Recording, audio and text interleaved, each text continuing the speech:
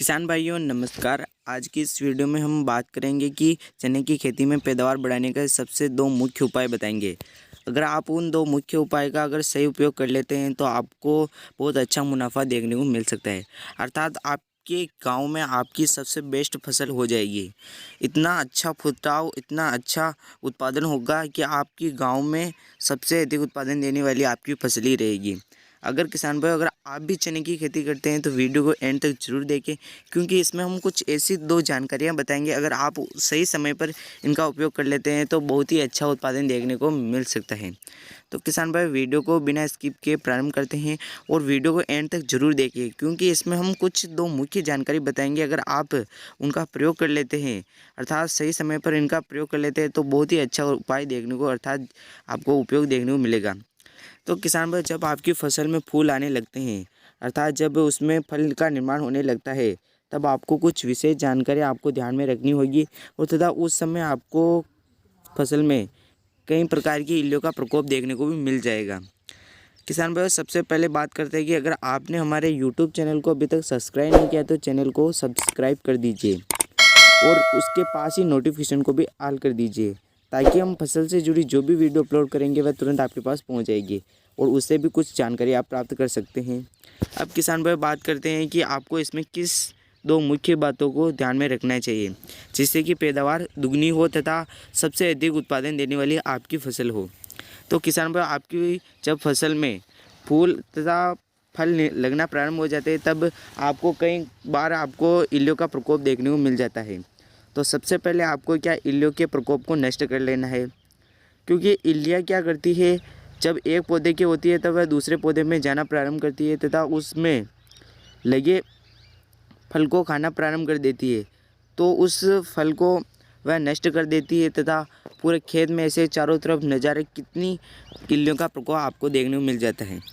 तो किसान भाई, सबसे पहले आपको इल्लियों के प्रकोप को नष्ट कर लेना है। किसान भाई, मेरी बात माने तो आप इल्लियों के प्रकोप के लिए कोराजन का प्रयोग करें या सिजेंटा कंपनी की एलिका का प्रयोग करें। इन दोनों के प्रयोग से आपको बहुत ही अच्छा उत्पादन देखने को मिल जाता है। अगर किसान भाई, आप सही समय पर इन दोनों दवाइयों में से किसी भी दवाई का प्रयोग कर लेते हैं तो आपको बहुत ही अच्छा उत्पादन देखने को मिल सकता है, अर्थात इल्लियों पर नियंत्रण देखने को मिल सकता है तथा जिससे कि आपकी फसल में किसी भी प्रकार की कोई भी इल्लियों के प्रकोप की समस्या देखने को नहीं मिलेगी। यह तो हो गई किसान भाई पहली बात। अब बात करते हैं दूसरी बात, आपको कौन सी बात ध्यान में रखनी होती है तथा उत्पादन कैसे बढ़ाया जा सकता है। तो दूसरी बात आपको ध्यान में रखनी है कि जब आपकी फसल में अगर आप NPK 05234 का प्रयोग करते हैं तो आपको बहुत ही अच्छा फुटाव देखने को मिल सकता है।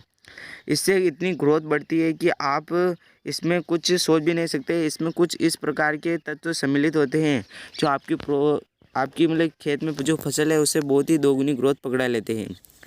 NPK 05234 में क्या होता है किसान भाइयों, 52% फास्फोरस होता है तथा और 34% इसमें कुछ प्रकार के पोटेशियम पाए जाते हैं। इसका अर्थ यानी कि मोनो पोटेशियम फास्फेट। इस NPK 05234 को मोनो पोटेशियम फास्फेट के नाम से भी जाना जाता है। अगर किसान भाई, इन दोनों चीज़ों को अगर आप सही समय पर, अर्थात दोनों जो हमने काम बताए, अगर आप सही समय पर कर लेते हैं तो आपको बहुत ही अच्छा उत्पादन देखने को मिल जाता है। अगर किसान भाई, अगर आप सही समय पर इन दो चीज़ों का उपयोग नहीं कर पाते हैं तो आपकी फसल इतनी ग्रोथ नहीं पकड़ती तथा इतना उत्पादन देखने को नहीं मिल सकता है। तो किसान भाई, सबसे पहले आपको इन दो चीज़ों को काम में कर लेना है, तभी आपको अच्छा उत्पादन देखने को मिलेगा तथा चने की ग्रोथ इतनी हो जाएगी कि गांव में सबसे ज़्यादा आपका ही उत्पादन चलेगा, आपका ही नाम चलेगा, अर्थात पड़ोसियों से ज़्यादा आपका उत्पादन ज़्यादा होगा।